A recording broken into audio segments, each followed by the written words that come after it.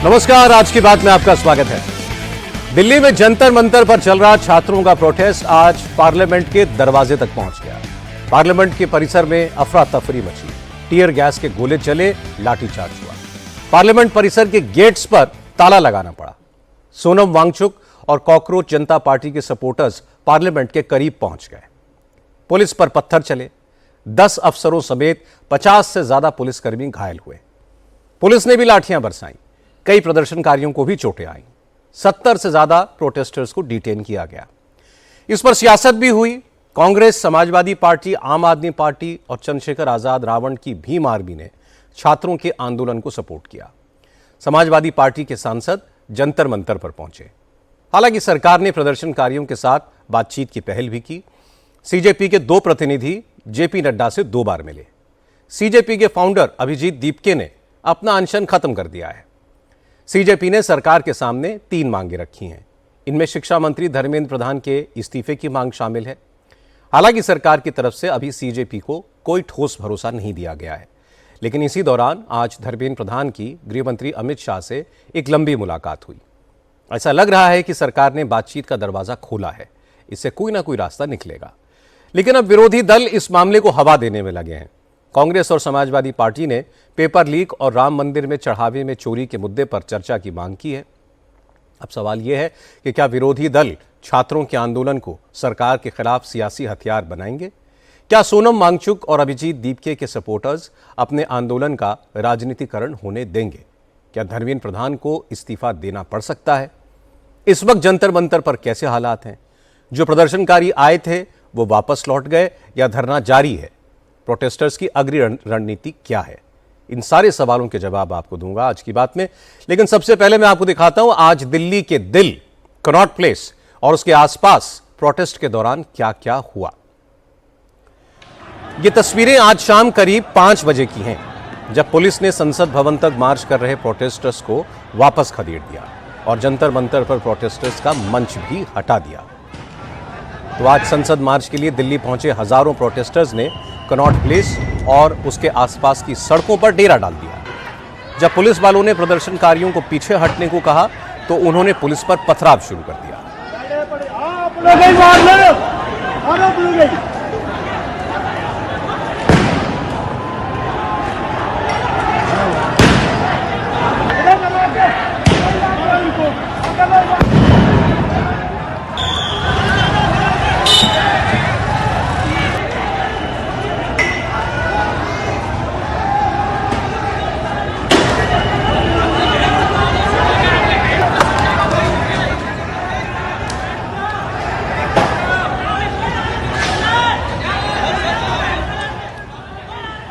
संसद मार्ग से लौटते हुए प्रदर्शनकारियों ने कनॉट प्लेस जाने वाले तमाम रास्तों पर कब्जा कर लिया था। मंडी हाउस, कस्तूरबा गांधी मार्ग, जनपथ जैसी तमाम रोड्स जाम हो गई। इसके बाद पुलिस ने हल्का लाठीचार्ज किया, रास्ता रोकने वालों को खदेड़ा ताकि ट्रैफिक मूव हो सके।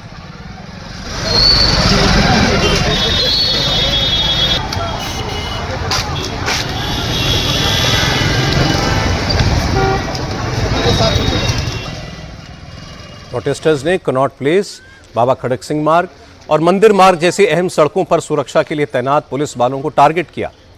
पुलिस की गाड़ियों पर प्रदर्शनकारियों ने जमकर पथराव किया।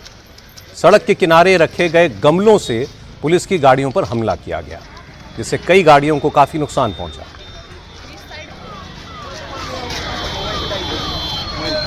इस वक्त हम कनॉट प्लेस के आउटर सर्कल पर मौजूद हैं। यहाँ पर जो है कांग्रेस जनता पार्टी के समर्थकों ने पुलिस की गाड़ियों को टारगेट किया है। दरअसल आप देखें कि ये दिल्ली पुलिस की पीसीआर वैन है जिसको टारगेट किया गया है और अंदर आप देखेंगे तो एक बड़ा गमला जो है वो भी पड़ा हुआ दिखाई देगा आपको।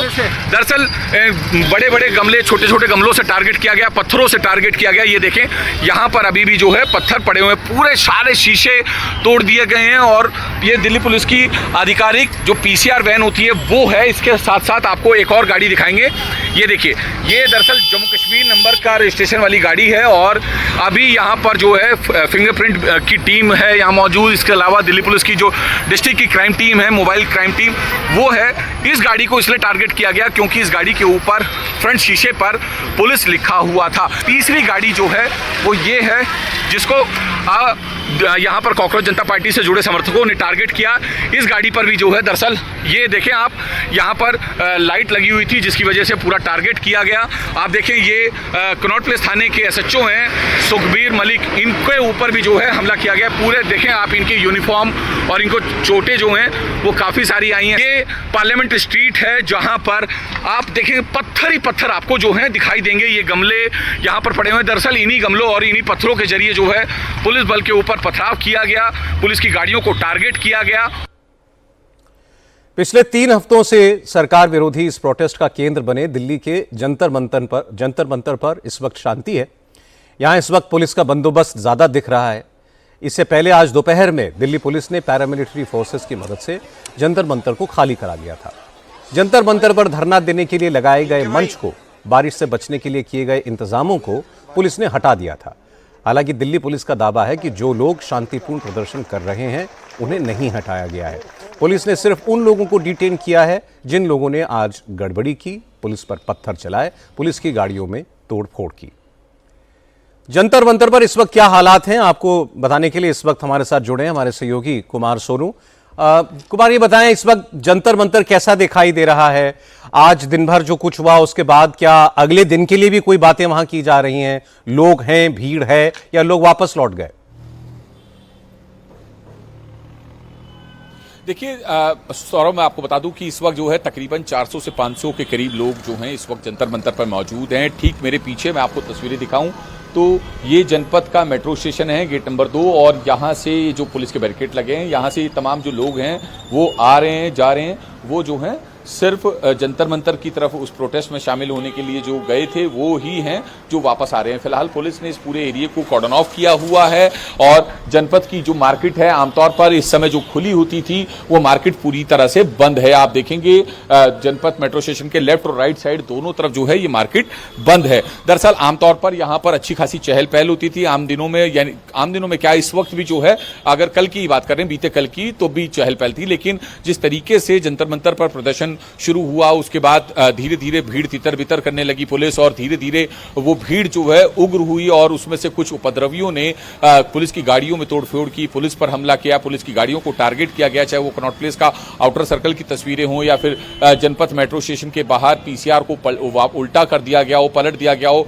तकरीबन 70 पुलिसकर्मी ऐसे हैं जिनमें दिल्ली पुलिस के भी हैं और पैरामिलिट्री फोर्स के भी हैं जो कि घायल हुए हैं, कुछ को फ्रैक्चर हुआ है, कुछ आईपीएस अधिकारी, कुछ दानिश अधिकारी जो हैं इस पूरे हिंसक घटना में जो है घायल हुए हैं। इसके अलावा जो 50 के करीब जो अभी लोग हैं उनको 50 से ज्यादा लोगों को जो है हिरासत में लिया गया, उनसे पूछताछ की जा रही है। साथ ही साथ पुलिस जो है अब इस मामले में एफआईआर दर्ज कर आगे इसमें जांच करेगी। आपको बता दें कि तकरीबन 200 से ज्यादा मोबाइल वीडियो जो है अब तक दिल्ली पुलिस के पास आ चुके हैं। बहुत सारे सीसीटीवी हैं जो दिल्ली पुलिस रिकवर कर लेगी, क्योंकि जो तमाम डीवीआर का कंट्रोल है लुटियन दिल्ली में वो दिल्ली पुलिस के पास ही है, जिसमें कनॉट प्लेस थाना, बाराखंबा रोड थाना, इसके साथ साथ पार्लियामेंट्री स्ट्रीट थाना, इनमें ही जो है पूरा एक कंट्रोल रूम बना हुआ है और वो डीवीआर के जरिए जो है एक एक उपद्रवी की जो का चेहरा जो है वो साफ साफ दिखाई देगा, जिसके बाद जो है पुलिस की इन्वेस्टिगेशन होगी। रही बात जंतर मंतर की, अगर बात करें तो जंतर मंतर पर अभी तकरीबन 400 से 500 लोग मौजूद हैं, लगातार नारेबाजी कर रहे हैं सरकार के खिलाफ, पुलिस के खिलाफ, प्रशासन के खिलाफ, अपनी मांगों को लेकर।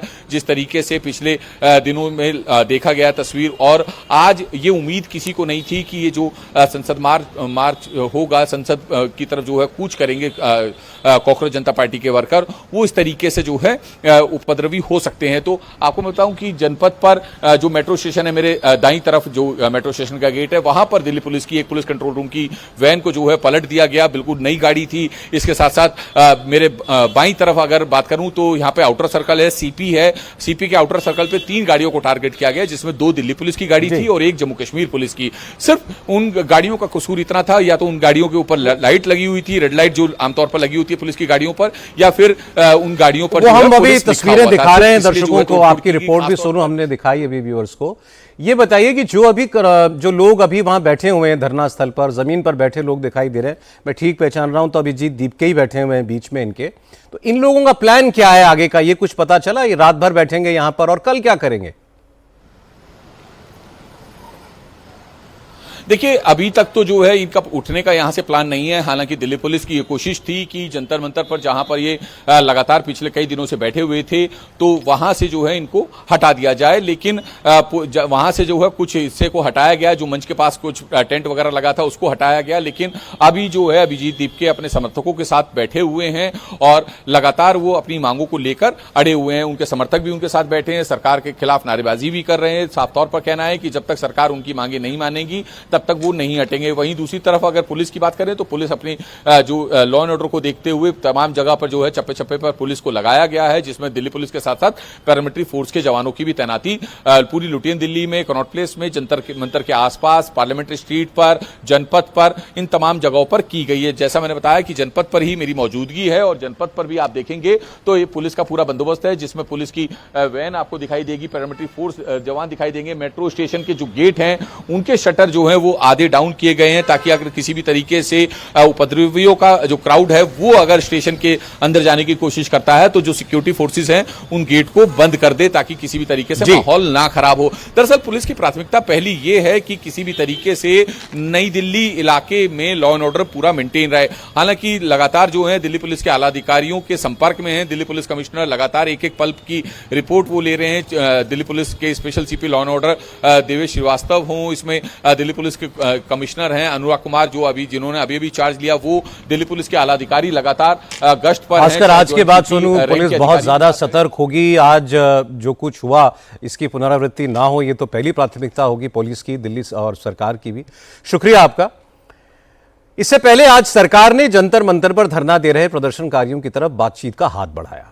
हेल्थ मिनिस्टर जेपी नड्डा ने आज कॉकरोच जनता पार्टी के रिप्रेजेंटेटिव्स को 2 बार बातचीत के लिए अपने घर बुलाया। सीजेपी की तरफ से मुख्य प्रवक्ता सौरभ दास और उनके साथ आशुतोष रानका जेपी नड्डा से मिलने पहुंचे। जेपी नड्डा ने कॉकरोच जनता पार्टी के प्रतिनिधियों की मांगें सुनी, उनका मेमोरेंडम लिया और उनको भरोसा दिया कि सरकार जल्द ही इस मुद्दे पर अपना रुख प्रदर्शनकारियों को बताएगी।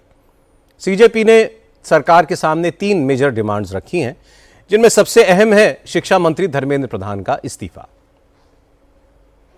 2 बार हम लोग जेपी नड्डा जी से मिले। हम लोग 12 बजे यहाँ पे आए थे एंड हम लोग की मीटिंग करीब 2:15 2:30 बजे हुई। एंड मीटिंग में हम लोगों ने यही बोला कि हमारे 3 डिमांड्स हैं। पहले कि सोनम वांगचुक जी को तुरंत रिलीज किया जाए एंड जब तक वो फॉर्मेलिटीज पूरी होती है उसमें उनको एक वीडियो बनाने का अलाउ किया जाए। वो वीडियो में यही हो कि वो अपील करे शांति बनाए रखने के लिए, लेकिन वो अभी तक हुआ नहीं है। नंबर 2 हमारा ये भी डिमांड है कि धर्मेंद्र प्रधान जी का रेजिग्नेशन तो अब आना ही पड़ेगा। या तो उनको बर्खास्त करे कैबिनेट से या तो वो खुद रिजाइन करे। प्रोटेस्ट तब तक चालू रहेगा जब तक उनका रेजिग्नेशन नहीं आ जाता। और तीसरा जो नीट के फैमिलीज है, जो बच्चे मर गए हैं 20 से ज्यादा, उन फैमिलीज को 1 करोड़ का मुआवजा मिले।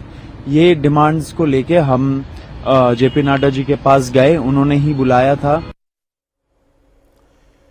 युवाओं के समर्थन में अनशन कर रहे सोनम वांगचुक ने आज फिर दोहराया कि उनका अनशन तब तक जारी रहेगा जब तक सरकार प्रदर्शनकारियों की बातें नहीं सुनती। सोशल मीडिया पर जारी एक हैंड रिटन नोट में वांगचुक ने कहा कि आज पुलिस ने जिस तरह शांति से प्रोटेस्ट मार्च निकाल रहे नौजवानों पर लाठियां बरसाई, जैसी बर्बरता की, वो शर्मनाक है। अब सरकार जब तक प्रोटेस्ट करने वालों को संसद में बुलाकर बात नहीं करती, जब तक शिक्षा मंत्री की जवाबदेही तय नहीं होती, तब तक वो अनशन खत्म नहीं करेंगे।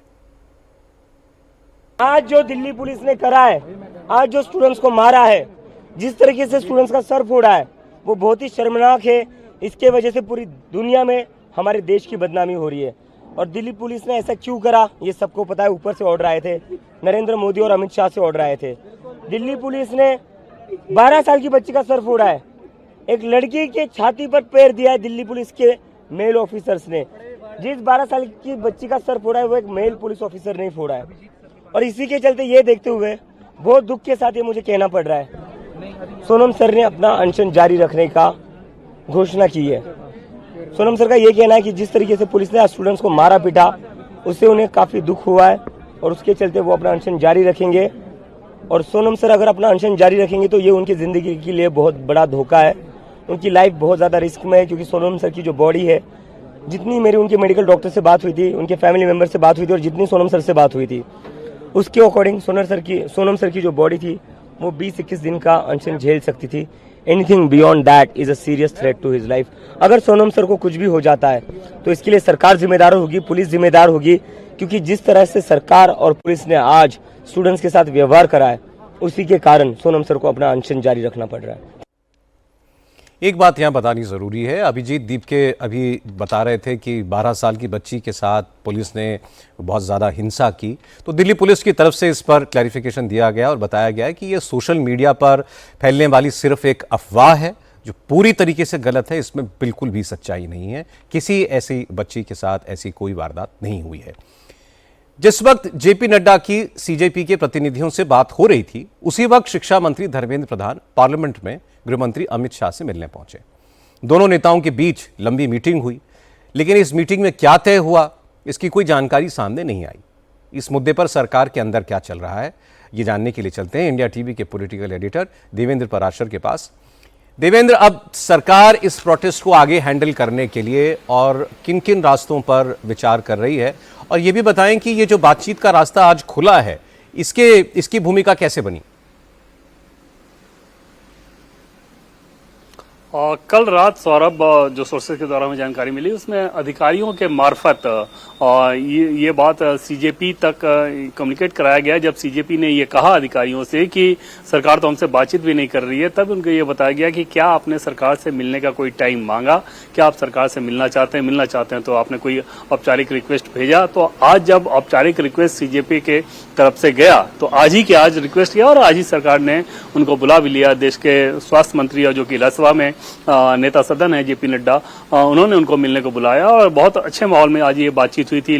बहुत लंबे समय तक वो बैठे रहे थे ये लोग अंदर, और उसमें जो बातचीत हुई उसमें जो ज्ञापन इन लोगों ने दिया ये तो बताया जेपी नड्डा जी की तरफ से उनको ये बताया गया था कि आप लोगों ने जो बातें भी कही हैं उसको उचित प्लेटफॉर्म पर भी रखा जाएगा। मैंने तो ये बातें सारी सुनी ली, बाकी उचित प्लेटफॉर्म पर भी इन सारी चीजों को रखा जाएगा।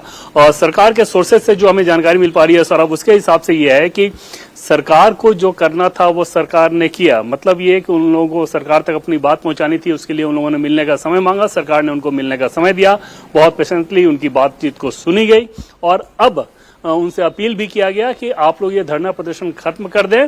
और तो उसके बाद सरकार के पास अब बहुत ज्यादा कुछ करने को बचता नहीं है और निश्चित तौर पे इस हिसाब से तो कोई सरकार नहीं चल सकती कि कुछ लोग आके, खासतौर पे वैसे लोग जो कि नरेंद्र मोदी के ऑलरेडी कोई भी मसला हो तो उस पर एक विरोधी मानसिकता रखते हैं और उस तरह के लोग एक प्रोटेस्ट कर रहे हैं, प्रोटेस्ट के बाद धमकी दें कि अगर शिक्षा मंत्री को नहीं हटाया गया, उनका इस्तीफा नहीं हुआ तो आमरण अनशन करेंगे या फिर इस प्रकार का विरोध प्रदर्शन करेंगे। तो कोई भी सरकार ऐसी चीजों के सामने नहीं झुक सकती, नरेंद्र मोदी की सरकार तो बिल्कुल नहीं। और इसमें ये बात सरकार के हिसाब से अगर आप देखें तो इसमें बहुत कुछ अब करने जैसे ही बात नजर नहीं आ रही है। इन आंदोलनकारियों को ये जरूर लग रहा होगा कि आज क्योंकि उन लोगों ने इतना हंगामा किया, चाहे मीडिया हो या फिर सोशल मीडिया, उस पर इतने सारे विजुअल्स चले, तो उसको वो अपनी एक उपलब्धि मान रहे होंगे कि पार्लियामेंट सेशन के पहले दिन उन्होंने इतना कुछ किया। लेकिन सरकार इसमें बहुत ज्यादा कुछ नहीं देख रही है जिसमें कुछ करने की गुंजाइश हो। स्वाभाविक तौर पे जो लोग भी नरेंद्र मोदी को पसंद नहीं करते वो कोई ना कोई मौका ढूंढते हैं। इस बार ये मौका नीट और धर्मेंद्र प्रधान के तौर पे है। अब दो बातें देवेंद्र और आपसे जाननी है। एक तो ये कि इसमें जो बाकी अपोजिशन पार्टीज हैं उनका रुख कैसा दिखाई दे रहा है, क्या वो अब इन स्टूडेंट्स के साथ या सीजेपी के साथ बढ़ चढ़कर कोई रोल अदा करना चाहते हुए दिख रहे हैं आपको? क्योंकि राहुल गांधी ने आज इस पर कोई कमेंट नहीं किया, बाद में उन्होंने जरूर एक वीडियो बनाया था। और दूसरी बात, क्या सरकार को आशंका है कि जो आज हुआ ये आगे भी हो सकता है? सौरभ, आम आदमी पार्टी के अलावा अगर आप देखें तो बाकी नेताओं में, बाकी दलों में और बाकी दलों के नेताओं में उस प्रकार का कोई उत्साह नजर नहीं आ रहा इस प्रोटेस्ट को लेके। और निश्चित तौर पे वो एक, क्योंकि ये सरकार विरोधी कोई भी चीज हो रही है उसमें छात्रों का मसला अगर जुड़ा हुआ हो, छात्रों के मसले से जुड़े हुई होने की बात कही जा रही हो, तो वहां पर वो अपोजिशन के नेता निश्चित तौर पर उस पर रिएक्ट करेंगे। लेकिन इस प्रोटेस्ट में आपने देखा कि किसी भी प्रमुख दल ने अपने बहुत ज्यादा बड़े नेताओं को नहीं भेजा। दूसरी चीज की कांग्रेस कांग्रेस पार्टी के हिसाब से, जो कांग्रेस के सोर्सेज से ये पता चल रहा है, उसके हिसाब से राहुल गांधी ने हमेशा इस प्रोटेस्ट को बहुत शक भरी निगाहों से देखा है और बहुत ज्यादा इसके पीछे ताकत देने की कोशिश नहीं की। आज भी आपने देखा कि पार्लियामेंट वो पहुंचे और दिन में उन्होंने इस पर कुछ भी रिएक्शन नहीं दिया था। शाम होते होते जरूर एक्स मीडिया पर अपना एक वीडियो पोस्ट किया, लेकिन दिन में कुछ नहीं किया। चाहते तो वो मार्च में के तरफ आगे बढ़ सकते थे, प्रेस कॉन्फ्रेंस करते, बहुत सारी चीजें कह सकते थे, लेकिन वो ऐसा कहते नजर नहीं आए। तो सिर्फ एक आप कह सकते हैं सौरभ कि क्योंकि सरकार विरोधी कोई मामला है, सरकार विरोधी कोई मंच है, तो उस पर एक जो रस्मी सहमति होती है औपचारिकता के तौर पर अधिकांश विपक्षी दल वैसे ही करते नजर आ रहे हैं। आज भी राहुल गांधी अखिलेश यादव के साथ तकरीबन 1 घंटे पार्लियामेंट में मीटिंग की है, लेकिन उसके बाद अगर कोई रिएक्शन तुरंत नहीं आ रहा है राहुल गांधी का, तो समझा यही गया कि इस प्रोटेस्ट को लेके राहुल गांधी का अपना जो रवैया है वो एकदम से ऐसा है कि इसको बहुत ज्यादा तरजीह नहीं देना, बहुत ज्यादा इसको मुद्दे को उठाना नहीं है। अपना मुद्दा वो जरूर उठाना चाहेंगे पार्लियामेंट में, जब नीट और स्टूडेंट्स को लेके पार्लियामेंट में डिस्कशन होगा। सौरभ, क्या सरकार को ये लग रहा है कि जैसे आज इन्होंने संसद तक आने की कोशिश की, जंतर मंतर पर जमावड़ा आज काफी ज्यादा हो गया था, ये आगे भी हो सकता है? अभी तो सत्र चल रहा है। निश्चित तौर पे ये कोशिश तो वो कर सकते हैं, लेकिन सरकार इसमें कुछ बहुत ज्यादा नहीं देख रही है इस हिसाब से। सौरभ, उसके पीछे वजह ये है, जब हमने टटोला भी सरकार को कि आखिर आप लोग के मानने की वजह क्या है, तो उनका ये कहना था कि एक अपोजिशन का एक प्लेटफॉर्म है, मतलब अपोजिशन मतलब कि जो लोग भी नरेंद्र मोदी सरकार को पसंद नहीं करते उनका एक प्लेटफॉर्म है, और उस लिहाज से जन भावना इसके साथ कोई बहुत ज्यादा कनेक्ट नहीं है।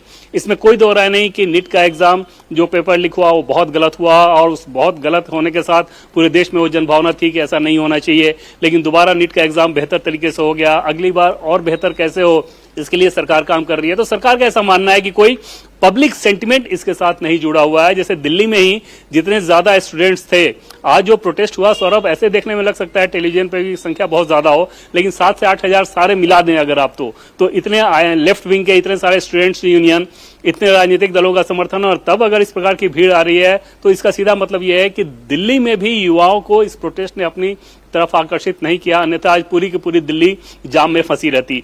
तो उस लिहाज से सरकार इसमें बहुत ज्यादा नहीं देख रही है आगे जाने का पोटेंशियल, लेकिन निश्चित तौर पर क्योंकि पार्लियामेंट सेशन चल रहा है तो सरकार कॉशस तो रहेगी और पुलिस की भी सक्रियता आगे ज्यादा नजर आएगी। सौरभ, देवेंद्र, बहुत शुक्रिया आपका।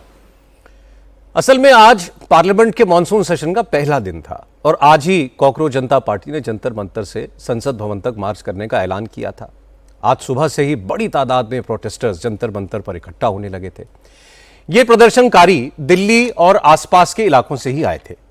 पुलिस ने भी प्रदर्शनकारियों से साफ कह दिया था कि उनको संसद भवन तक जाने की परमिशन नहीं है, उन्हें जाने नहीं दिया जाएगा। प्रदर्शनकारी ज्यादा से ज्यादा केरल भवन तक जा सकते हैं। हालांकि प्रोटेस्टर्स अलग अलग ग्रुप्स में बंटकर जंतर मंतर के अलावा दूसरे रास्तों से ही संसद भवन पहुंचने की जुगत में थे। वहीं पुलिस ने भी संसद भवन जाने के सारे रास्ते बंद कर दिए थे। प्रदर्शनकारी जैसे ही संसद भवन से पहले रेल भवन तक पहुंचे तो पुलिस ने बैरिकेड पर सबको रोक दिया।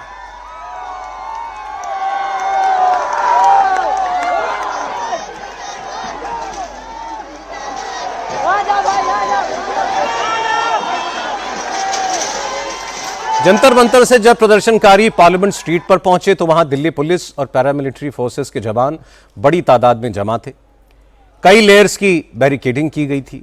पुलिस के अधिकारियों ने साफ कर दिया कि इस बैरिकेड से आगे किसी को भी जाने नहीं दिया जाएगा। हालांकि प्रदर्शनकारियों ने पुलिस अधिकारियों की बात अनसुनी कर दी और बैरिकेड्स का पहला मोर्चा गिराकर तोड़ डाला और आगे बढ़ने लगे। सिर्फ पार्लियामेंट स्ट्रीट ही नहीं, अशोका रोड, रायसीना रोड और इम्तियाज खान रोड की तरफ से भी प्रदर्शनकारी संसद भवन पहुंचने की कोशिश कर रहे थे। सभी रास्तों पर लगे बैरिकेड्स की पहली रो को प्रदर्शनकारियों ने गिरा दिया।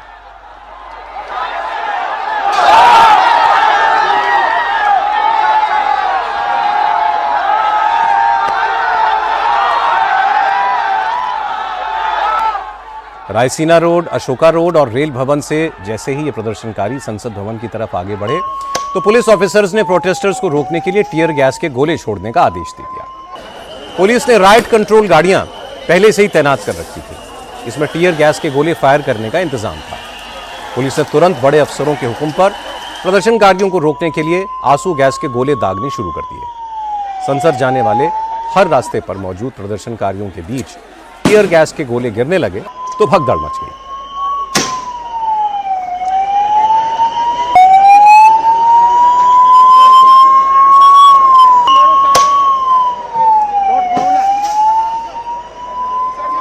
जब आंसू गैस के गोले छोड़ने से भी बात नहीं बनी तो पुलिस ने प्रदर्शनकारियों को संसद भवन की तरफ जाने से रोकने के लिए लाठीचार्ज कर दिया। Ashoka road, Raisina road, Imtiaz Khan road और आकाशवाणी भवन के आसपास मौजूद प्रोटेस्टर्स को पुलिस और पैरामिलिट्री फोर्सेस के जवानों ने लाठीचार्ज करके खदेड़ना शुरू किया।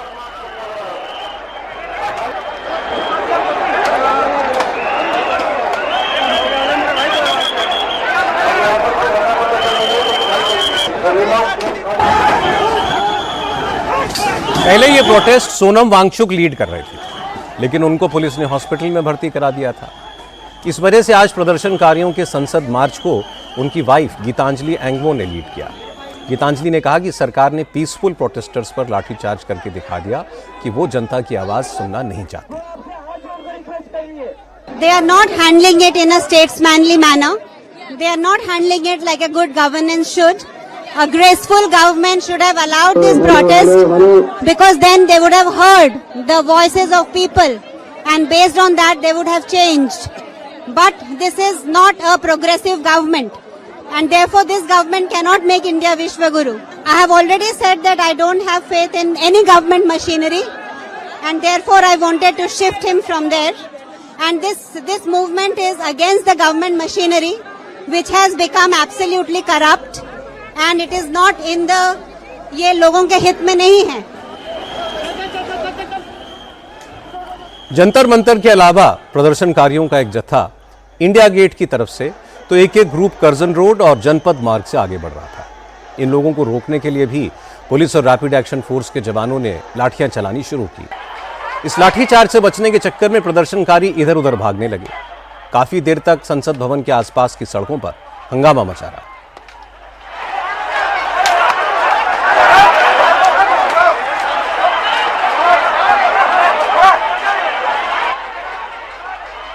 कॉकरोच जनता पार्टी के संस्थापक अभिजीत दीपके ने आरोप लगाया कि पुलिस शांति से प्रोटेस्ट करने वालों से बर्बरता कर रही है। लोगों को जबरन मारा पीटा गया। Police has been absolutely brutal. They have broken the scalp of many students who were protesting here.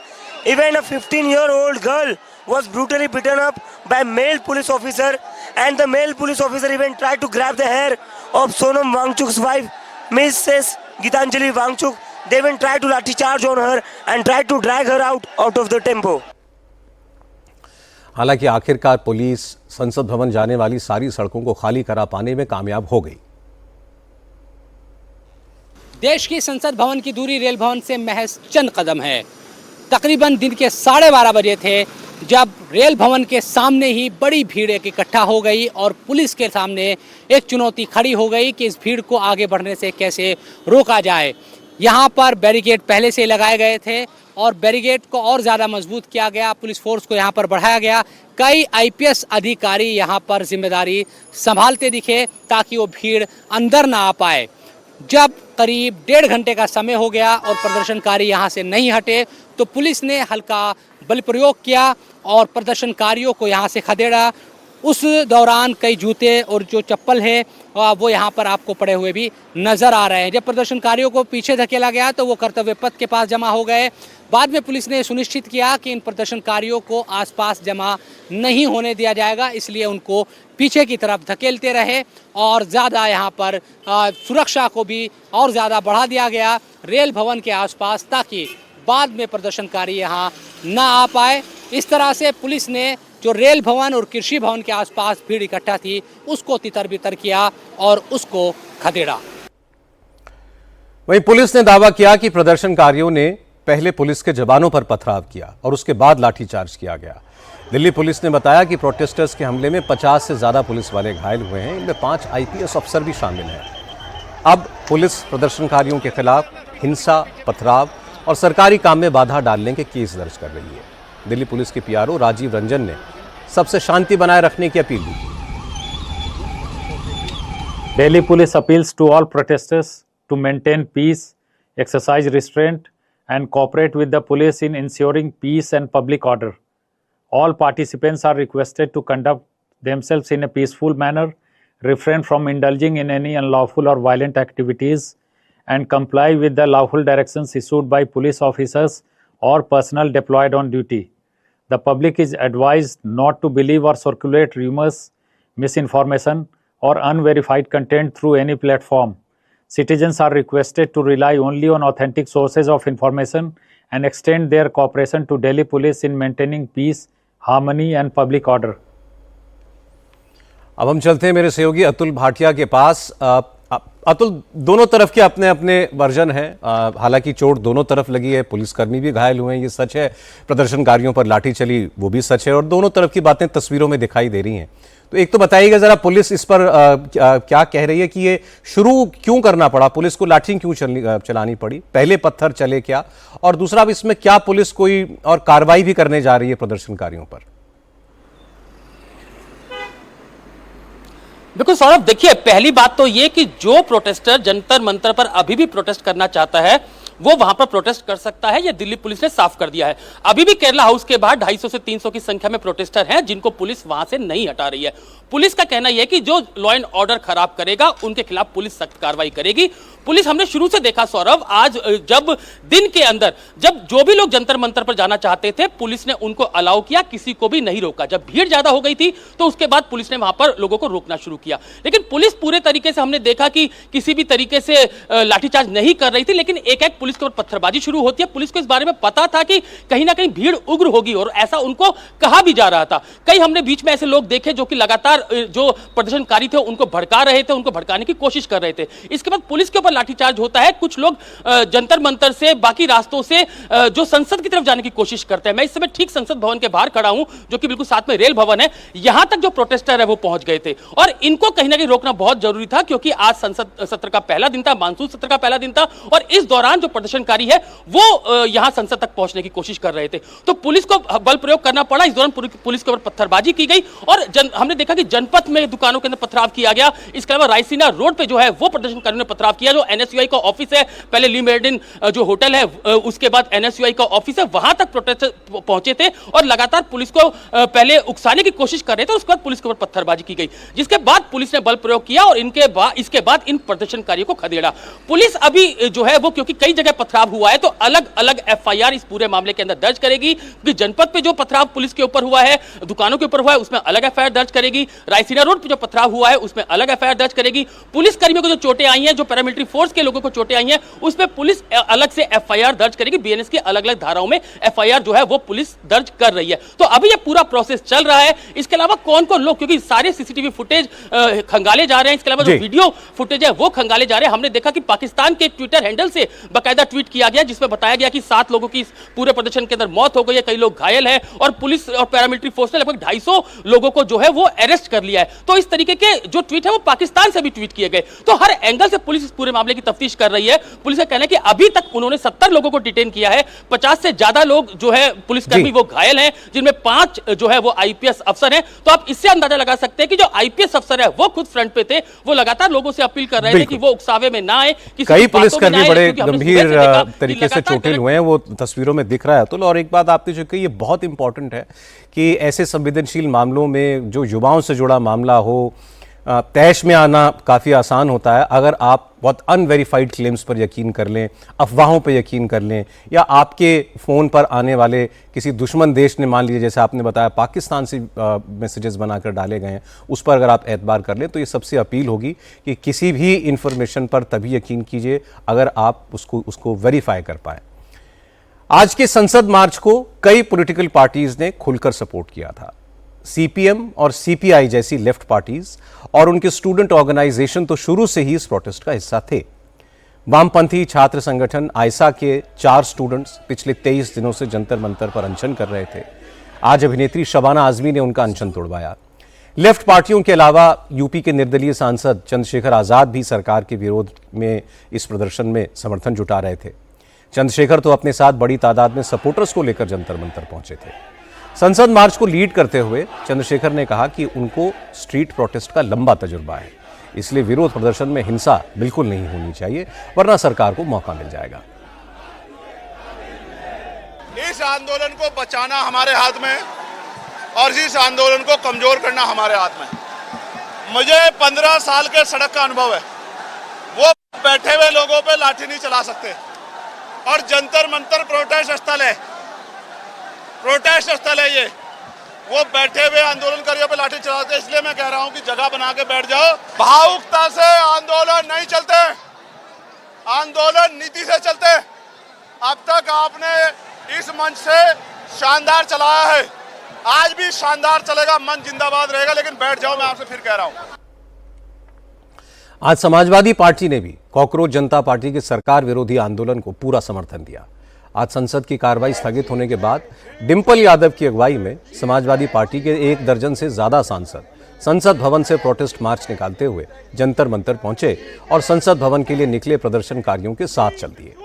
Parliament street पर जब पुलिस ने प्रदर्शनकारियों पर लाठीचार्ज किया तो कई नौजवान चोट खाकर गिर पड़े, तो समाजवादी पार्टी की सांसद डिंपल यादव ने उनको संभाला। बाद में पुलिस ने समाजवादी पार्टी के सारे सांसदों को भी हिरासत में ले लिया और संसद मार्ग थाने ले गए। हालांकि थोड़ी देर के बाद पुलिस ने सपा के इन सारे सांसदों को छोड़ दिया। डिंपल यादव ने आरोप लगाया कि मोदी सरकार तानाशाही में बहरी हो चुकी है, उसको जनता की आवाज सुनाई नहीं पड़ रही। मोदी सरकार नौजवानों पर लाठी चलवाकर बहुत जुल्म कर रही है। आज कॉकरोच जनता पार्टी के प्रोटेस्ट में आम आदमी पार्टी के नेता और सांसद भी बढ़ चढ़कर शामिल हुए। संजय सिंह, मनीष सिसोदिया, आतिशी, गोपाल राय, अनुराग ढांडा, तमाम लोग, कई पार्टी के कई नेता रायसीना रोड होते हुए सीजेपी के संसद मार्च में शामिल होने पहुंचे थे। रायसीना रोड पर ये सारे नेता पुलिस की बैरिकेडिंग को फांदकर प्रदर्शन में शामिल हुए। हालांकि आगे बढ़ते ही इन सारे नेताओं को पुलिस ने रोक दिया।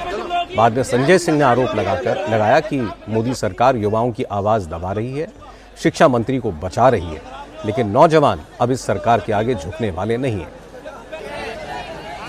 सरकार के किसी भी प्रतिनिधि ने आंदोलनकारियों से बातचीत करना तक जरूरी नहीं समझा। पहले कल से इन लोगों ने खबर चलाई है बिल्कुल इलीगल है, 163 लागू है, 144, पता नहीं क्या क्या दुनिया भर का इन्होंने प्रचारित किया। लेकिन आज जिस तरीके से तमाम वीडियोस आए हैं सामने, आप उठा के देख लीजिए। नौजवानों को जो पेपर लीक के खिलाफ आज सड़कों पे उतरे हैं, हम सब लोग भी थे उनको दौड़ा दौड़ा के पीटा गया, आंसू गैस के गोले छोड़े गए, उनके साथ दुश्मन देश के नागरिक की तरह व्यवहार किया जा रहा है और देश की राजधानी में हो रहा है ये सब। तो मैं सिर्फ इतना कहना चाहता हूं कि सत्ता का अहंकार लंबे समय तक नहीं चलता और निश्चित रूप से मोदी जी को अब ये समझ लेना चाहिए कि नौजवान जाग चुका है और आज जो दृश्य था यहां पे दिल्ली के अंदर, वो प्रधानमंत्री के लिए एक बहुत बड़ा संकेत है कि ये नौजवान आपकी सत्ता को उखाड़ के फेंक देंगे अगर आपने इनकी बातों को, इनकी मांगों को नहीं सुना। पुलिस ने प्रदर्शनकारियों को संसद भवन पहुंचने से पहले ही रोक दिया, लाठीचार्ज करके भगाया। लेकिन दोपहर करीब 1:15 बजे पार्लियामेंट कैंपस में आज एक जबरदस्त हलचल देखने को मिली। असल में संसद भवन तक ये खबर पहुंची कि प्रोटेस्टर्स पार्लियामेंट हाउस के बहुत करीब आ गए हैं। प्रोटेस्टर्स और पार्लियामेंट हाउस के बीच सिर्फ 50 कदम का फासला बचा है। उस वक्त संसद की कार्रवाई तो नहीं चल रही थी, लेकिन प्रधानमंत्री, गृह मंत्री अमित शाह और सरकार के दूसरे बड़े मंत्री पार्लियामेंट हाउस के अंदर ही मौजूद थे। प्रदर्शनकारियों के संसद भवन के करीब पहुंचने की खबर मिलते ही आनन फानन में संसद के गेट बंद किए गए। पार्लियामेंट की इंटरनल सिक्योरिटी के साथ साथ सीआरपीएफ की क्विक रिस्पांस टीम ने भी मोर्चा संभाला। हालांकि बाहर पुलिस ने प्रदर्शनकारियों को संसद भवन पहुंचने से पहले ही रोक लिया। आज दोपहर लगभग 12:55 के आसपास संसद परिसर में काफी अफरा तफरी देखने को मिली और खबर इस तरह की पहुंची कि सीजेपी के जो प्रोटेस्टर्स हैं वो पार्लियामेंट प्रीमाइसेस तक पहुंच सकते हैं। लिहाजा पार्लियामेंट का जो सबसे महत्वपूर्ण गेट है, जिसको IG-1 गेट कहा जाता है, उसके दरवाजों को बंद कर दिया गया। अमूमन ये दरवाजे कभी बंद नहीं किए जाते जब पार्लियामेंट का सत्र चल रहा होता है, लेकिन आज एहतियात के तौर पर IG-1 का ये जो गेट है इसको बंद कर दिया गया। काफी भारी संख्या यहाँ पर हमें सिक्योरिटी पर्सनल की देखने को मिली और अफरा तफरी का माहौल ऐसा था कि काफी सारे सुरक्षा कर्मी एक साथ उस दिशा से इस दिशा की तरफ भागते हुए जो मकर द्वार है वहां से इस तरफ भागते हुए हमें दिखाई दिए और फिर उसके बाद यहाँ पर आकर के ये गेट बंद किया गया। तुरंत ये जो QRT का जो वैन आपको अभी दिख रहा है, क्विक रिस्पांस टीम है ये CRSF की, जो अभी आपको कॉर्नर में खड़ी हुई दिख रही है, ये यहाँ पर बीच में इस परिसर के खड़ी हुई थी, जो रास्ता IG-1 की तरफ जाता है। इसके अलावा फायर विंग जो है CISF की, उसकी भी एक टीम जो है वो यहाँ पर लगी हुई थी। पूरी तैनाती ये तमाम जो सुरक्षा कर्मी हैं उनकी यहाँ देखने को मिली, एहतियात के तौर पर कि किसी भी तरह से प्रोटेस्टर जो है वो पार्लियामेंट के परिसर में भीतर न घुस सके। प्रदर्शनकारियों पर लाठीचार्ज का कांग्रेस ने भी विरोध किया। कांग्रेस सांसद प्रियंका गांधी ने कहा कि प्रोटेस्टर्स इसी देश के नागरिक हैं, सरकार को उनकी पिटाई करने की बजाय उनसे बात करनी चाहिए। हम सब कह रहे हैं डिस्कस करो, एजुकेशन पॉलिसी में प्रॉब्लम्स हैं, बड़े बड़े इश्यूज हैं, आप डिस्कस करने के लिए राजी नहीं है और बच्चों पे आप टीयर गैस कर रहे हो और उनकी पिटाई कर रहे हो, किस लिए? बच्चे हैं हमारे। आज कॉकरोच जनता पार्टी के प्रोटेस्ट का मुद्दा पेपर लीक का मसला संसद के अंदर भी उठा। चेयर से परमिशन नहीं मिलने पर विपक्षी सांसदों ने नारेबाजी की। इस वजह से लोकसभा की कार्रवाई बार बार स्थगित करनी पड़ी। राज्यसभा में लीडर ऑफ ऑपोजिशन मल्लिकार्जुन खड़गे ने कार्रवाई शुरू होते ही पेपर लीक का मुद्दा उठाया। हालांकि चेयरमैन CP राधाकृष्णन ने खड़गे को इजाजत नहीं दी और सदन को स्थगित कर दिया। इसके बाद खड़गे ने बाहर आकर सरकार को घेरा, कहा मोदी सरकार नौजवानों के भविष्य से खिलवाड़ कर रही है, आवाज उठाने पर नौजवानों को पीटा जा रहा है, ये शर्मनाक है। ये तो स्टूडेंट्स को मारने का काम सरकार कर रही है। भाई आपको एग्जामिनेशन कंडक्ट करने को नहीं आता तो आप छोड़ो, दूसरे और किसी को दो। तो ये सरकार आज स्टूडेंट्स पे जो लाठीचार्ज की, नौजवान बच्चों पे जो किए, ये डेमोक्रेसी पे हमला है।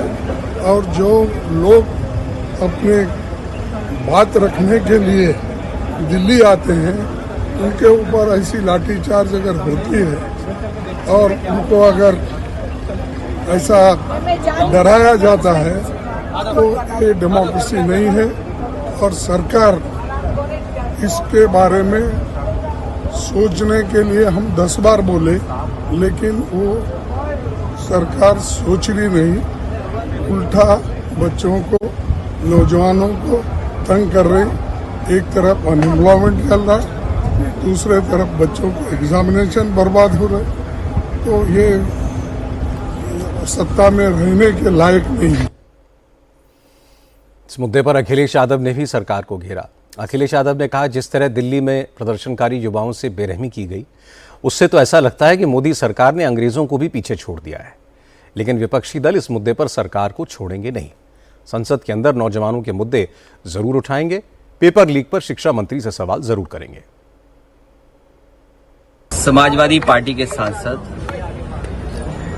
लगातार पहले भी जंतर मंतर गए और आज जब लोकसभा में सवाल जब उठाना था, सवाल उठा करके लोकसभा का एडजॉर्न करके उस समय फिर मौके पे पहुंचे। जो देखा और जो व्यवहार सरकार का और पुलिस का था, लाठी चलाना, आंसू गैस के गोले चलवाना, प्राइवेट ड्रेस में पुलिस आकर के छात्रों को, युवाओं के साथ जो व्यवहार किया है, सुनने में आ रहा है कि कुछ इलेक्ट्रिक टॉर्च भी थी या डंडी, जो भी बोलेंगे उसको।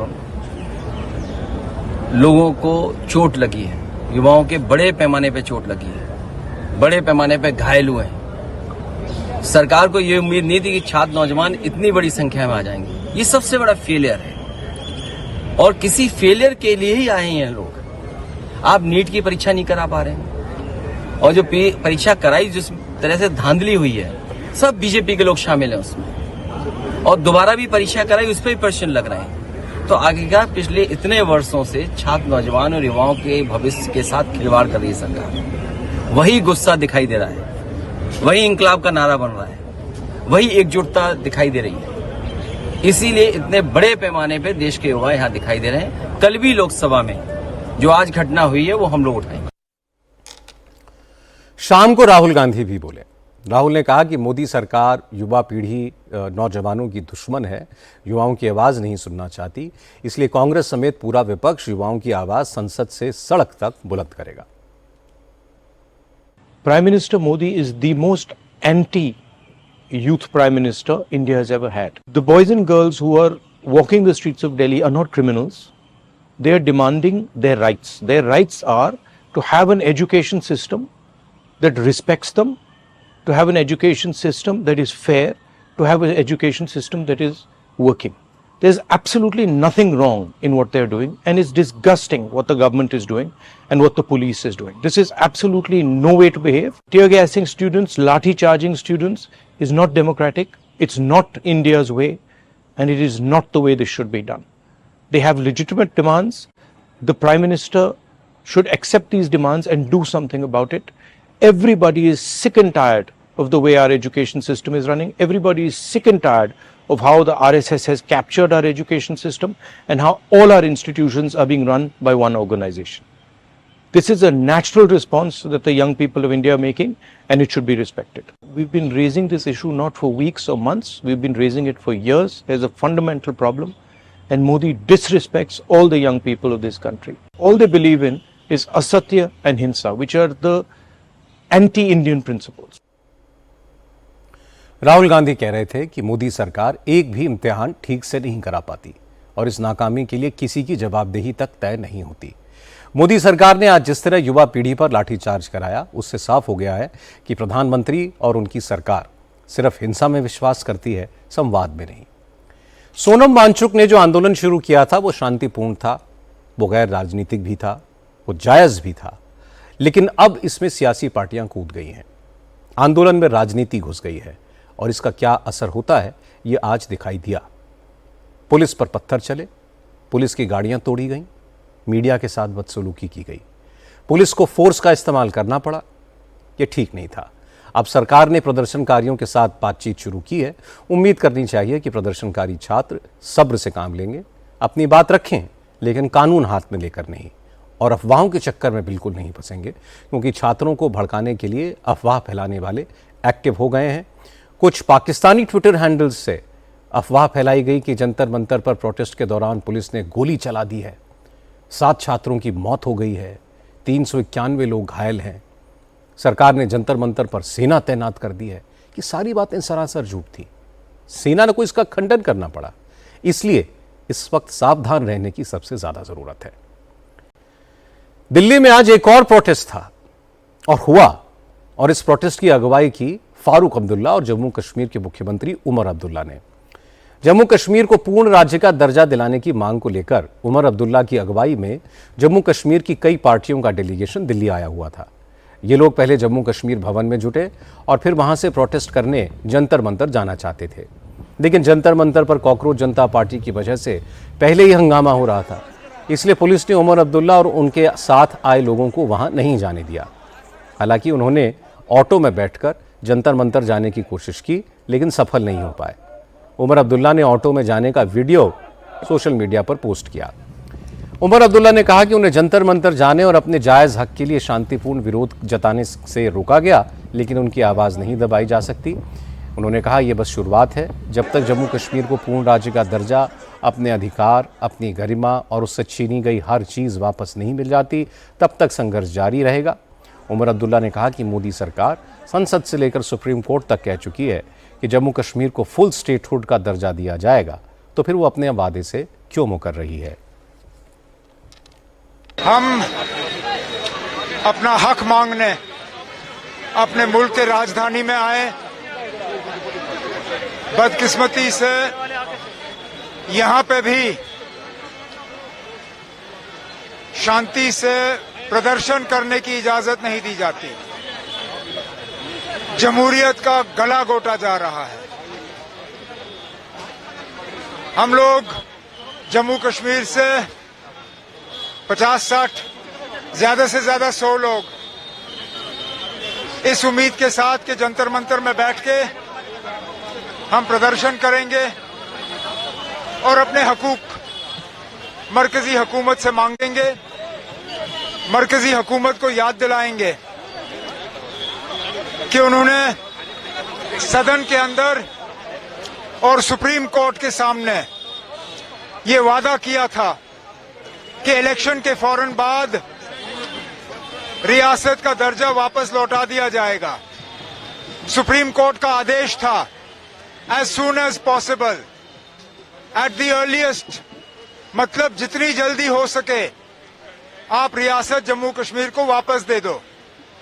इनको अगर सुप्रीम कोर्ट के आदेश का पालन नहीं करना है तो खुलेआम कहें कि हम जम्मू कश्मीर को दोबारा रियासत नहीं देंगे, तो ठीक है, उसके बाद हमें जो रवैया अपनाना होगा हम अपनाएंगे। लेकिन बार बार हमें कहा जाता है कि सही मौके पे, एट द अप्रोप्रिएट टाइम, लेकिन कोई हमें ये नहीं समझाता कि अप्रोप्रिएट टाइम है क्या। हैरानी की बात यह है कि मॉनसून सेशन के पहले दिन विपक्ष के बीच सरकार को घेरने के मुद्दों पर आम सहमति नहीं दिखी। हर पार्टी का अलग अलग एजेंडा था। नेशनल कॉन्फ्रेंस की मांग जम्मू कश्मीर को पूर्ण राज्य का दर्जा देने की थी, तो 22 सांसदों वाली डीएमके ने कावेरी जल विवाद और परिसीमन बिल को लेकर संसद के अंदर और बाहर हंगामा किया। डीएमके के सांसद अपनी टी शर्ट पर नारे लिखकर लाए थे। इसे लेकर पहले लोकसभा स्पीकर ओम बिरला और बाद में पीठासीन अधिकारी जगदम्बिका पाल ने नाराजगी जताई। डीएमके के हंगामे की वजह से सदन की कार्रवाई बार बार स्थगित करनी पड़ी।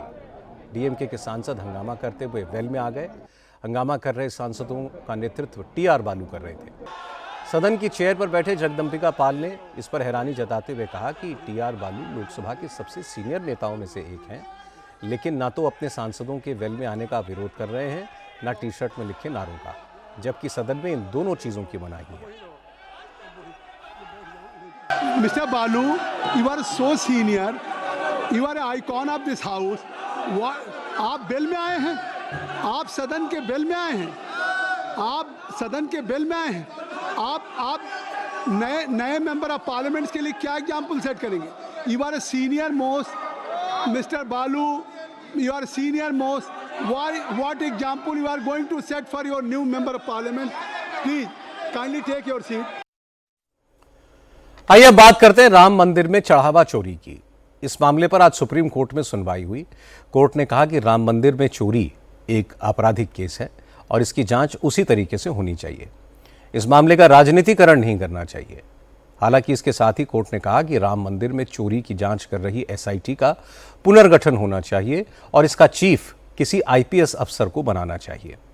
सुनवाई के दौरान चीफ जस्टिस ने पूछा कि फिलहाल मामले की जांच कौन कर रहा है। इस पर सॉलिसिटर जनरल तुषार मेहता ने कोर्ट को बताया कि अभी इस मामले की जांच पुलिस कर रही है। उन्होंने कहा कि पहले गठित एसआईटी ने सिर्फ प्राइमा फेसाई जांच की थी, रेगुलर इन्वेस्टिगेशन पुलिस ही कर रही है। चीफ जस्टिस सूर्यकांत ने पूछा कि क्या एसआईटी का दोबारा गठन किया जा सकता है, तो इस पर सॉलिसिटर जनरल ने कहा कि सरकार को इसमें कोई आपत्ति नहीं है। सुप्रीम कोर्ट अब इस मामले में अगले सोमवार को सुनवाई करेगी। राम मंदिर में चोरी को लेकर कांग्रेस भी आक्रामक है। कांग्रेस अध्यक्ष मल्लिकार्जुन खड़गे इस मुद्दे पर आज फिर बोले। खड़गे ने कहा कि राम मंदिर में चढ़ावा चोरी के मामले में प्रधानमंत्री नरेंद्र मोदी से जवाब मांगा जाएगा। 2 दिन पहले खड़गे और राहुल गांधी ने प्रधानमंत्री मोदी को एक जॉइंट लेटर लिखा था। दोनों नेताओं ने इस पूरे मामले की स्वतंत्र और व्यापक जांच कराने और ट्रस्ट के सभी वित्तीय रिकॉर्ड सार्वजनिक करने की मांग की है। इधर तो अपने भक्तों को ट्रस्ट बना के चोरी करने के लिए उनको कहा और आपके भक्त पूरे चोरी कर रहे हैं और आपने कानून बनाया और राम मंदिर के लिए ट्रस्ट के लिए आप ही ने बनाया, आप ही ने नॉमिनेट किया लोगों को, आप ही के लोग उसमें हैं। उन्हें डिफेक्ट छुपाने के लिए, अपने कमजोरियां छुपाने के लिए किसी को कुछ करना। 56 इंच वालों का 56 साल के युवाओं की बात नहीं कर रहा हूँ कौन सी, ये कोई बोलने की बात है? और कोई प्राइम मिनिस्टर ऐसी बातें नहीं करता है।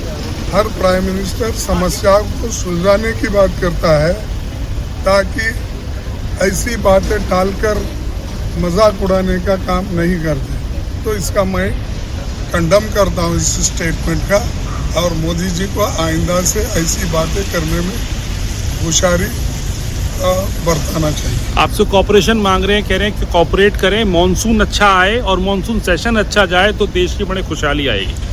खुशहाल जब तक ये रहते देश में खुशहाली नहीं आएगी। ये हटेंगे तो ही आएंगे। नेचर अपना काम करता है और नेचर हमेशा किसी की परवाह नहीं करता, ना इनकी ना उनकी या हमारी। तो नेचर है। इन्हों नेचर को भी बदलने का काम कर रहे हैं, वो नहीं होने वाला है। मल्लिकार्जुन खड़गे ने आज नरेंद्र मोदी पर जमकर हमले बोले, क्योंकि आज मोदी जब पार्लियामेंट में आए तो उन्होंने कांग्रेस पर तीखे कटाक्ष किए थे, इसलिए खड़गे इतने बिफरे हुए थे। दरअसल मानसून सत्र शुरू होने से पहले प्रधानमंत्री मोदी ने विपक्ष से सदन में तथ्य और तर्क पर आधारित सार्थक बहस करने की अपील की। इसके बाद प्रधानमंत्री मोदी ने एक इंडियन स्पेस स्टार्टअप की बात करते हुए कहा कि उस कंपनी में युवाओं की औसत आयु 28 साल है। फिर उन्होंने कहा कि वो 56 साल वाले युवा की बात नहीं कर रहे। मोदी का कटाक्ष राहुल गांधी पर था, जिनकी उम्र 56 साल है और कांग्रेस के लोग उन्हें युवा नेता कहते हैं। राहुल गांधी पर किए गए इसी तंज को लेकर खड़गे प्रधानमंत्री पर इतना भड़के। मॉनसून हो या मॉनसून सत्र, अगर दोनों प्रोएक्टिव हो तो बहुत ही प्रोडक्टिव होते हैं, और दोनों को प्रोडक्टिव होते हैं तो देश का कल्याण होता है, जीव मात्र का कल्याण होता है। जहां तथ्य होते हैं, जहां तर्क होते हैं, वहां तूफान के लिए जगह नहीं होती है। अगर तर्क मजबूत है, तथ्य मजबूत है, तो शांत चित्त से भी अपनी आवाज को बुलंद बनाया जा सकता है। भारत के युवाओं ने अंतरिक्ष में नई उड़ान भरी है, बहुत बड़ी सफलता है। और ये जो स्काई रूट स्टार्टअप है, उसमें जो नौजवान काम कर रहे हैं, मुझे बताया गया उनकी पूरी टीम की जो एवरेज एज है वो सिर्फ 28 साल है। ऐसे नौजवानों ने ये काम करके दिखाया है। मैं किसी 56 साल के नौजवान की बात नहीं कर रहा हूं, मैं देश के ये स्टार्टअप ने 28 के एवरेज वाले नौजवानों ने अंतरिक्ष में भारत का झंडा गाड़ दिया है, उनको तो बधाई है ही है। मोदी के बाद बात योगी की, जो आज बाराबंकी में थे। योगी सरकार अब अयोध्या में राम मंदिर और वाराणसी में काशी विश्वनाथ कॉरिडोर की तर्ज पर बाराबंकी में लोधेश्वर महादेव मंदिर कॉरिडोर बनाने जा रही है। आज मुख्यमंत्री योगी ने लोधेश्वर महादेव मंदिर में पूजा की और फिर वहां कॉरिडोर बनाने का ऐलान किया। योगी ने कहा कि पहले की सरकारें कब्रिस्तान में बाउंड्री वॉल बनवाती थी, ये सरकार मंदिर कॉरिडोर बनाती है। लोधेश्वर महादेव मंदिर का कॉरिडोर करीब 20 बीघे में फैला होगा। कॉरिडोर के लिए मंदिर के आसपास के 127 मकानों और दुकानों को हटाया गया है। इस योजना के लिए सरकार ने 200 करोड़ का बजट दिया है। उसकी कोशिश है कि अगले साल विधानसभा चुनाव से पहले इस कॉरिडोर को बना दिया जाए। इस मौके पर योगी ने कहा कि सनातन है तो हम हैं, और जब तक सनातन सुरक्षित रहेगा तब तक देश सुरक्षित रहेगा। कि सनातन की सुदृढ़ नींव पर ही हमारा उज्जवल भविष्य निर्भर करेगा, हमारा भविष्य इस पर निर्भर करेगा। सनातन सुरक्षित है, हम सब सुरक्षित हैं, और अगर सनातन के ऊपर कोई खतरा आएगा तो बहनों और भाइयों, ये खतरा कोई बच नहीं पाएगा। ये जो बांटने वाले लोग हैं ना, ये सपा कांग्रेस के नाम पर जितने भी नमूने हैं, याद करना, जब आपके ऊपर संकट आता है सबकी बोलती बंद हो जाती है, ये सबका मुंह बंद हो जाता है, कोई बोलेगा नहीं। और यही कारण था, पैसा आपका, लेकिन वो पैसा खर्च होता था कब्रिस्तान की बाउंड्री वॉल के नाम पर। महादेवा के लिए पैसा नहीं मिलता था, अयोध्या के लिए पैसा नहीं मिलता था, महाराज सोहेलदेव के नाम पर, महाराज बिजली पासी के नाम पर, महाराज लाखन पासी के नाम पर, वीरांगना उदा देवी पासी के नाम पर, वीरांगना अवंतीबाई लोधी के नाम पर, वीरांगना झलकारी बाई कोरी के नाम पर, लोक माता अहिल्याबाई होलकर के नाम पर, या काशी विश्वनाथ धाम के नाम पर, या गोला गोकर्ण के नाम पर कोई पैसा नहीं प्राप्त होता था, कोई पैसा नहीं मिलता था। इसको वे सांप्रदायिक कहते थे। कब्रिस्तान की बाउंड्री वॉल बनाना उनके लिए यह धर्मनिरपेक्षता का एक मानक बन गया था। लेकिन कावड़ यात्रा पे रोक लगा देना, जन्माष्टमी के आयोजन को प्रतिबंधित कर देना, रामनवमी के शोभा यात्रा को रोक देना, दुर्गा पूजा के पंडालों को प्रतिबंधित करना, इसको वे धर्मनिरपेक्षता का मानक मानते थे, उसका स्टैंडर्ड मानते थे कि धर्मनिरपेक्ष वही है जो ये काम करेगा। हमें ऐसे धर्मनिरपेक्षता को खाड़ फेंक करके सनातन की सुदृढ़ भूमि पर एक सुरक्षित भारत के निर्माण की दिशा में आगे बढ़ना पड़ेगा। एक सुरक्षित भारत के लिए कार्य करना पड़ेगा। योगी ने कहा कि पहले की सरकारें यूपी में कट्टे और देसी बम बनवाती थीं और उनके सहारे अपने गुर्गों से अवैध वसूली करवाती थीं। लेकिन बीजेपी की सरकार में यूपी में ब्रह्मोस मिसाइल बन रही है जो पाकिस्तान पर अटैक करती है। योगी ने कहा कि उनके शासन में किसी के साथ भेदभाव नहीं किया जाता, लेकिन जो लड़कियों को छेड़ेगा, अपराध करेगा, वो या तो जेल जाएगा या जहन्नुम जाएगा। जो लोग धर्मनिरपेक्षता के नाम पर सनातन को अपमानित करते थे, ये वही लोग थे। एक और आपको अपमानित करते थे, आपके पर्व और त्योहार के पहले उपद्रव करते थे, अराजकता फैलाते थे, और दूसरी तरफ अपने गुर्गों से अवैध वसूली करवाते थे। यानी उन्होंने कोई निवेश तो किया नहीं, क्योंकि अराजकता थी, कर्फ्यू था, दंगा था।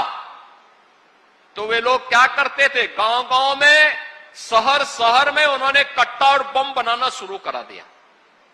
उस कट्टे और बम से फिर व्यापारी लूटा जाता था, बेटी की इज्जत के साथ खिलवाड़ होता था। और आज कट्टा और बम नहीं, अब तो लखनऊ में ब्रह्मोस मिसाइल बन रही है। ब्रह्मोस मिसाइल एक बार जब दागा जाता है ना, तो पाकिस्तान से लेकर के उसके आका तक सबकी नींद उड़ जाती है और सब बाप बाप कह करके चिल्लाते हुए दिखाई देते हैं। यह है आज के भारत की ताकत। आज ब्रह्मोस मिसाइल बन रही है। आज डिफेंस मैन्युफैक्चरिंग कॉरिडोर का एक नया केंद्र यूपी बन गया है। अब बेटी भी सुरक्षित है और व्यापारी भी सुरक्षित है, तो बड़े बड़े निवेश आ रहे हैं और यूपी के नौजवानों को यूपी के अंदर ही काम भी मिल रहा है, नौकरी मिल रही है। सरकार का पहले के सिद्धांत, स्पष्ट सिद्धांत है। पहले दिन ही हमने कह दिया था कि सरकार बिना भेदभाव के कार्य करेगी, लेकिन हम लोगों ने यह भी कहा कि कोई उपद्रव करेगा, बेटी और व्यापारी की इज्जत के साथ खिलवाड़ करेगा, तो दो ही जगह होगी, या जेल जगह होगी या जहन्नुम जगह होगी। इसके अलावा तीसरी कोई जगह नहीं होगी। अब बात मध्य प्रदेश की। मोहन सिंह यादव की सरकार मध्य प्रदेश में यूनिफॉर्म सिविल कोड लागू करेगी। आज सरकार ने विधानसभा में यूसीसी का बिल पेश कर दिया। हालांकि सरकार इसका ऐलान पहले ही कर चुकी थी, इसलिए विपक्ष भी तैयारी के साथ आया था। कांग्रेस का आरोप है कि सरकार जानबूझकर जनता के मुद्दों से ध्यान भटकाने के लिए विवादित मुद्दों को हवा देने की कोशिश कर रही है, इसलिए कांग्रेस यूसीसी का पुरजोर विरोध करेगी। आज सरकार ने जो बिल पेश किया है, उसमें सभी धर्मों के लोगों के लिए शादी विवाह, तलाक और विरासत के कानून एक जैसे होंगे। हालांकि सभी धर्मों के लोग अपने अपने रीति रिवाज के हिसाब से शादी कर सकेंगे, लेकिन शादी का रजिस्ट्रेशन जरूरी होगा। लिव इन रिलेशनशिप में अगर बच्चे पैदा होते हैं, उन्हें भी कानूनी दर्जा दिया जाएगा। माता पिता की संपत्ति में उन्हें भी बराबरी का हक होगा। मध्य प्रदेश सरकार ने जो बिल पेश किया है, आदिवासियों को उससे बाहर रखा गया है। यह कानून आदिवासियों पर लागू नहीं होगा। बिल पेश होने के बाद मुख्यमंत्री मोहन यादव ने कहा कि बिल लाने से पहले सबसे सलाह ली गई। बड़ी संख्या में मुस्लिम महिलाओं ने इस कानून को लाने की डिमांड की। हर किसी का ध्यान रखा गया है और उनकी सरकार इसी सत्र में इस बिल को पास भी करा लेगी। ये मध्य प्रदेश की धरती है जहाँ पर राम रहीम राबिन सबके लिए एक कानून की बात कही है और आज उसका अध्यादेश हमारा कानून का रूप लेते हुए विधानसभा के पटल पे पेश हुआ है और उम्मीद करेंगे कि इस वर्षाकालीन सत्र में इसको हम कानून का रूप देते हुए भविष्य में इसके लाभ से सबको लाभान्वित करेंगे।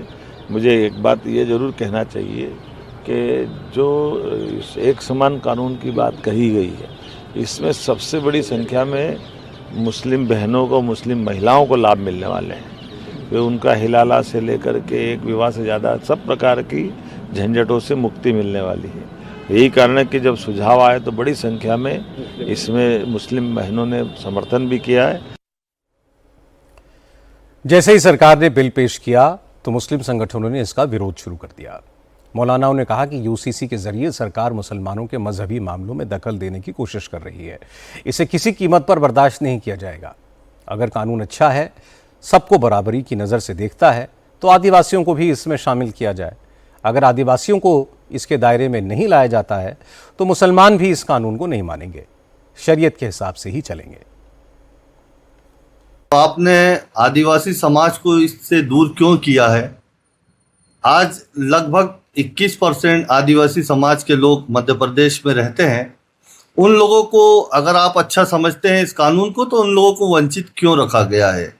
जहाँ तक के मुसलमानों की बात है तो यूसीसी का हम लोगों ने शुरू से विरोध किया है।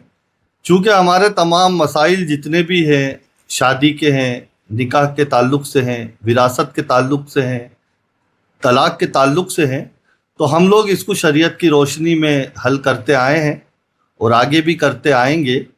कि जिस तरीके से आपने आदिवासी समाज को दूर रखा है, इसी तरीके से आप मुस्लिम समाज को भी यूसीसी से दूर कर लें, ताकि हमारे जो शरीयत की रोशनी में जो निकाह, तलाक और विरासत का मामला है, हम अपने हिसाब से इसको हल कर सकें। लेकिन कांग्रेस विधायक जयवर्धन सिंह ने कहा कि सरकार शिक्षा, चिकित्सा, रोजगार ऐसे मुद्दों से ध्यान हटाना चाहती है, इसलिए यूसीसी का बिल लाया गया है। आज जब पूरे देश का युवा धरने पर बैठा है, आक्रोशित है, देश का युवा शिक्षा मंत्री का देश में इस्तीफा मांग रहा है, तो आखिर क्या कारण है कि यहाँ मध्य प्रदेश में हम यूनिफॉर्म सिविल कोड की बात कर रहे हैं? माननीय मुख्यमंत्री जी अनेकों भाषण में हिंदू मुस्लिम बात कर रहे हैं। क्या वो पुनः प्रयास कर रहे हैं सांप्रदायिक भेदभाव हो, तनाव हो?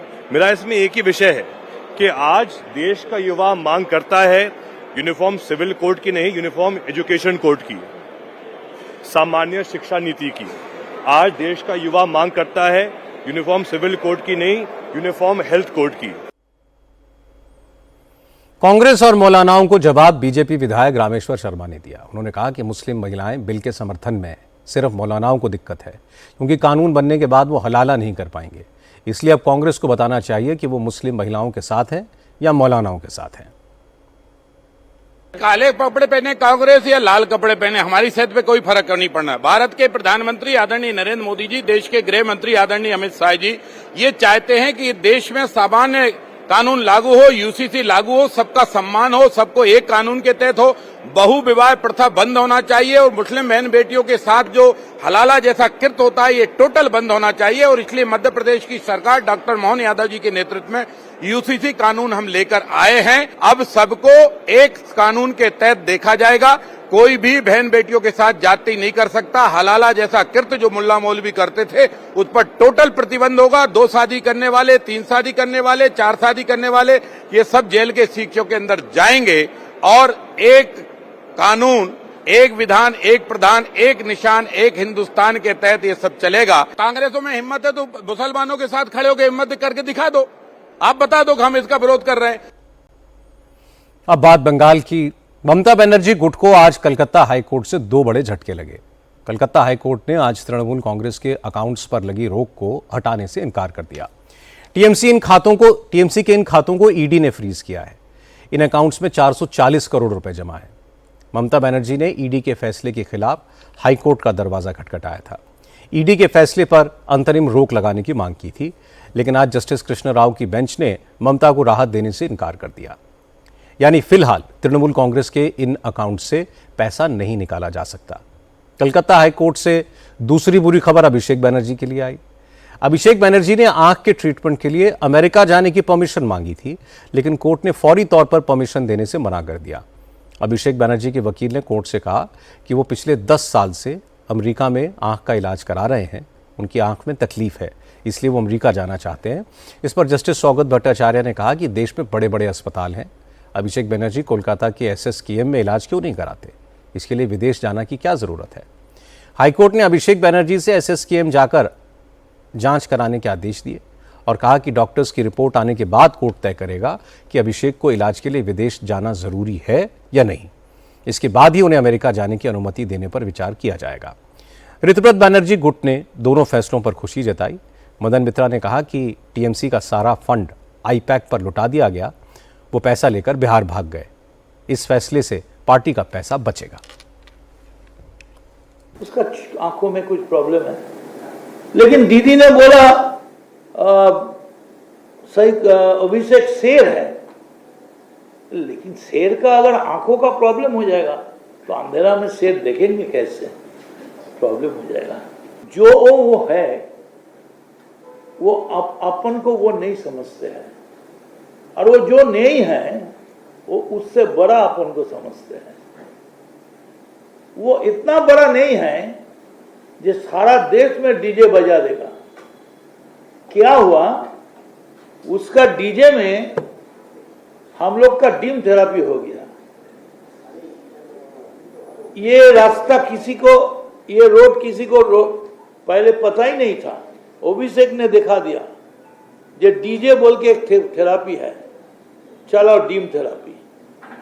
तो उसको पहले मालूम होना चाहिए ना, ये हमको मिलेंगे 73 if I am not wrong, 73 तो, और हम बोल रहे हैं 250 मिलेंगे, और आप बोल रहे हैं हमारा 1000 करोड़ रुपया एजेंसी में खर्च हुआ।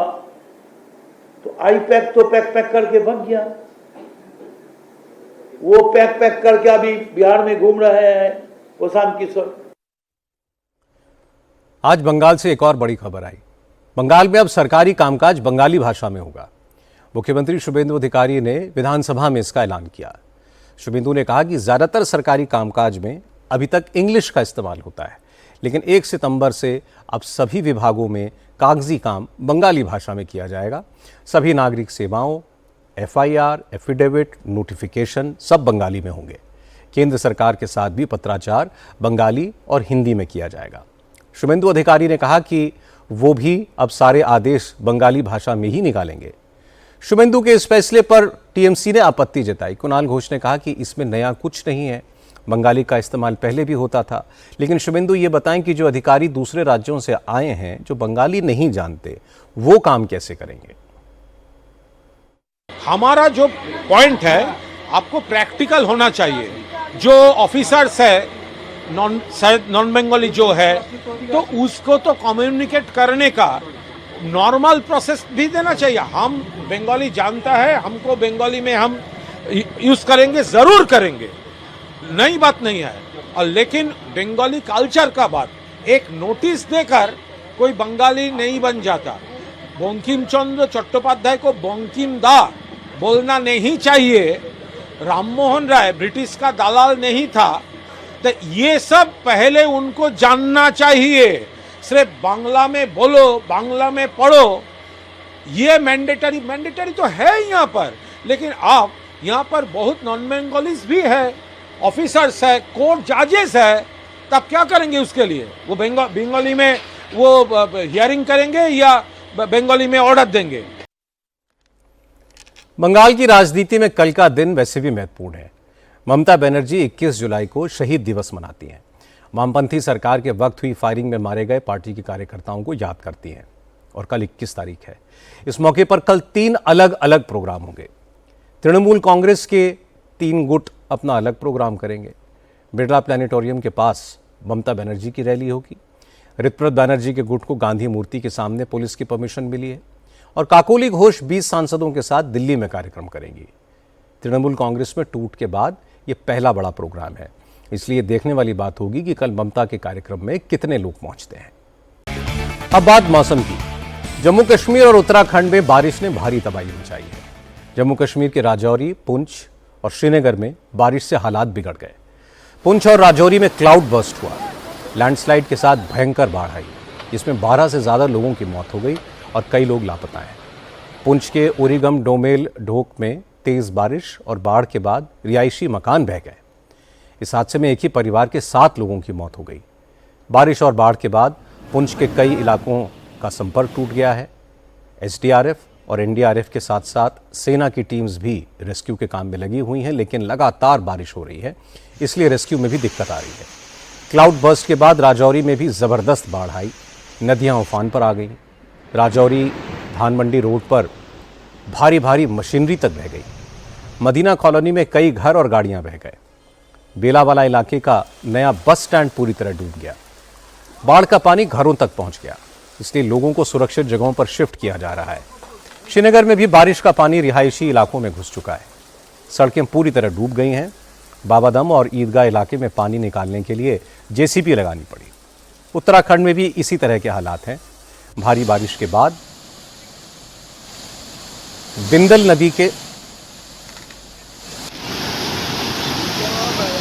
नदी में भी जलस्तर बढ़ा हुआ है।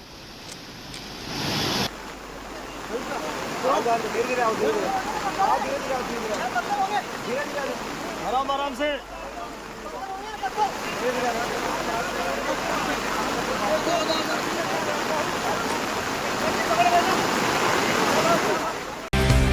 आज अमेरिका ने ईरान पर एक बार फिर जबरदस्त बमबारी की। आज अमेरिकी फोर्सेस के निशाने पर ईरान की तबरीज सिटी का इलाका रहा। तबरीज सिटी में IRGC का मिसाइल बेस और मिसाइल फील्ड है। अमेरिकी विमानों ने इसी मिसाइल फील्ड पर भीषण बमबारी की है। इसके साथ साथ खुजेस्तान प्रांत के डारखोबिन न्यूक्लियर साइट, बंदर इमाम खोमैनी और बंदर माशहर में भी अमेरिकी फाइटर जेट्स ने बम बरसाए। अमेरिका का दावा है कि आज के हमलों में हॉर्मुज के पास सिरिक और जास्क आइलैंड में ईरान के वॉच टावर्स को ध्वस्त कर दिया गया। प्रेसिडेंट ट्रंप ने कहा कि ईरान के हमलों में अमेरिका के 3 सैनिक शहीद हुए हैं। अब अमेरिका ईरान को नहीं छोड़ेगा। But we hit them very hard again tonight, and we did that in honor of the probably 3. It's probably 3 as opposed to 2 great patriots.